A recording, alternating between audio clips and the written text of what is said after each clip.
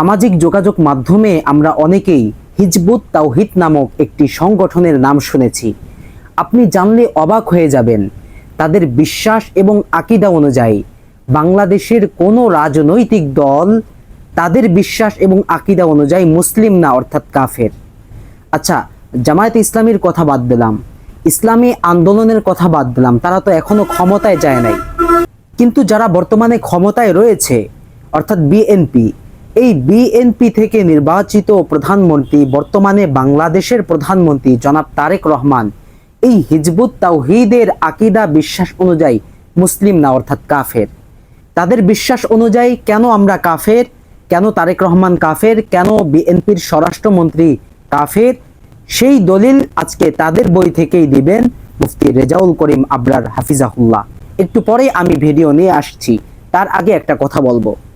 এই হিজবুত তাওহীদ ওরফে হিজবুত শয়তান, এটার প্রতিষ্ঠাতা ছিলেন বাইজিদ খান পন্নী। বিভিন্ন ভিডিওতে আমরা দেখেছি তিনি প্রকাশ্যে সিগারেট খাচ্ছে, গোপনে গাঁজাও খেতেন, তার দলের লোকেরা সাক্ষ্য দিয়েছে।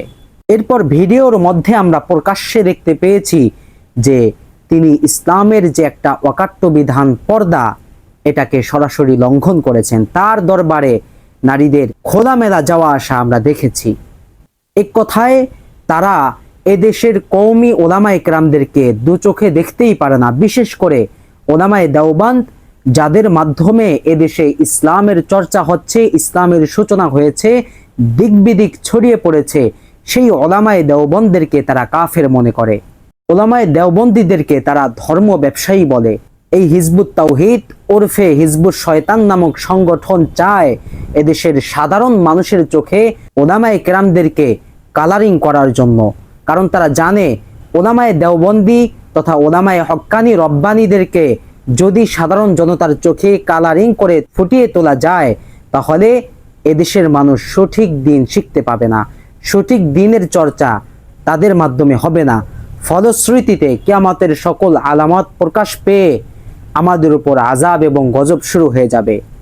আসুন তাহলে শুনে আসি তাদের আকীদা বিশ্বাস অনুযায়ী বাংলাদেশের বর্তমান রাজনৈতিক দল এবং বিশেষ করে যারা হকপন্থী ওলামায়ে কেরামদের সাথে সংশ্লিষ্ট বা আমরা যারা নিজেদেরকে মুসলিম বলে দাবি করি, তাদের চোখে কিভাবে কাফের, সেটার প্রমাণ তাদের বই থেকেই দিচ্ছেন মুফতি রেজাউল করিম আবরার। হিজবুত তাওহীদের ফতোয়া অনুযায়ী বাংলাদেশের আইন শৃঙ্খলা বাহিনীর কেউ মুসলিম না, সবাই কাফের। বলবেন হুজুর এটা কেন বললেন? এই যে দেখেন, এই বইয়ের নাম ইসলামের প্রকৃত সালা। ইসলামের প্রকৃত সালা, এই বই থেকে আমি একটা বক্তব্য পড়ে শোনাই। এই বইয়ের 16 নম্বর পৃষ্ঠায় বাইজিদ খান পন্নী লিখেছে, মুমিনের সংজ্ঞা অর্থাৎ মুমিন হওয়ার জন্য শর্তের মধ্যেই আল্লাহ ইমানের সঙ্গে জিহাদ অন্তর্ভুক্ত করেছেন। কারণ দিন প্রতিষ্ঠার প্রক্রিয়ার নীতি হিসাবে তিনি জিহাদকে, কেতালকে, সশস্ত্র সংগ্রাম নির্ধারণ করে দিয়েছেন। জিহাদ ত্যাগ করলে মুমিনের সংজ্ঞার মধ্যেই থাকা যায় না, আর মুমিনের সংজ্ঞার মধ্যে না থাকলে অবশ্যই হয় মুশরিক কিংবা কাফের।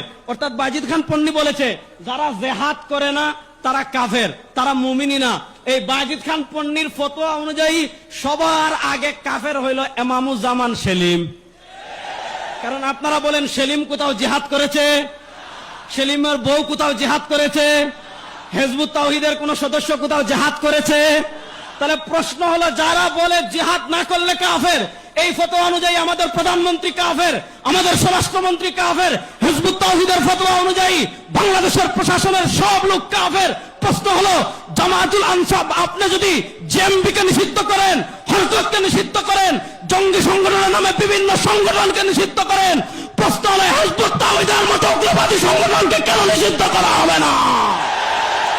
অত্যন্ত দুঃখজনক বিষয় হলেও সত্য, আজকে বিভিন্ন জানা অজানা গুপ্ত সংগঠনগুলো কারণে বেকারণে নিষিদ্ধ হচ্ছে, অথচ একটা দল প্রকাশ্যে এদেশের মুসলমানদের বিরুদ্ধে এবং রাজনৈতিক দলের বিরুদ্ধে প্রকাশ্যে হুমকি ধামকি এমনকি বক্তব্য দেওয়ার পরেও এখনো পর্যন্ত এই হিজবুত তাওহীদ তথা হিজবুত শয়তানকে নিষিদ্ধ করা হচ্ছে না।